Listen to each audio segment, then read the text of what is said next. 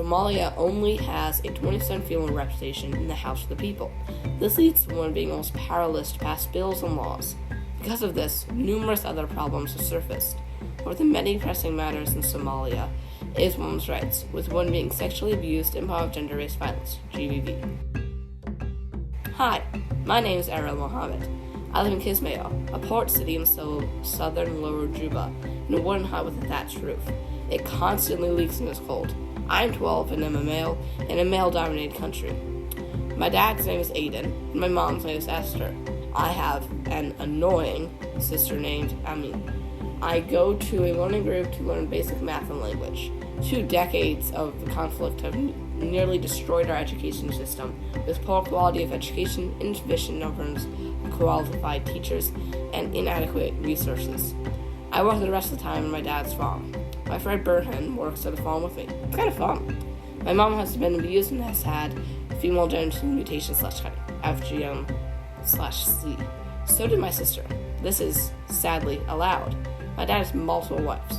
They live in different homes, which he can barely afford. I don't like them. They're rude and expect me to be perfect. Well, enough about me. Here are some facts about my country, Somalia, that I learned in school in history class, my favorite. The Republic of Somalia was formed in 1960, on the same day we gained independence, by the federation of a former Italian colony and a British protectorate.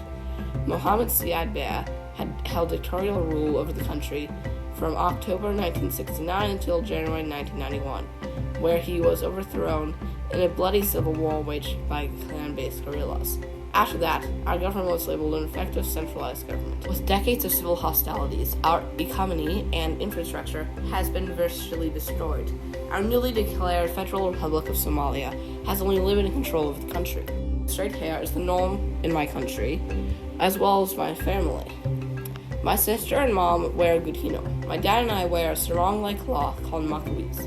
My favorite food is goat with dora, a grains room, honey, tea, and mufo, a flatbread. Rarely do I get this, since we currently have a food crisis. Speaking of things I love music. I play a mukba, a thumb piano, in a band.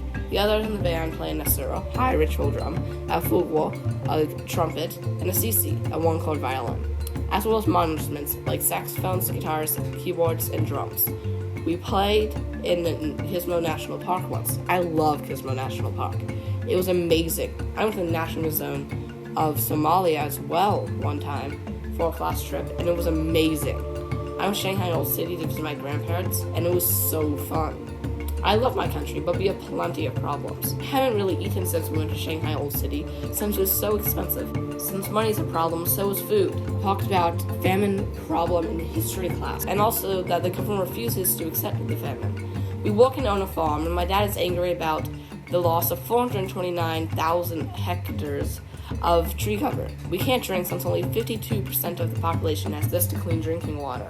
So we get dehydrated. We are Sufi Muslim, so the civil war between Sufi Muslims and the Al-Shabaab groups affect us. The life expectancy is 55 years. Somalia has a 40% C rate, so my parents can barely read. Somalia is the 4th highest sourced country for refugees. We are talking about this at the dinner table since my dad listened to the news. It really concerns my parents that we have to grow up in a type of world.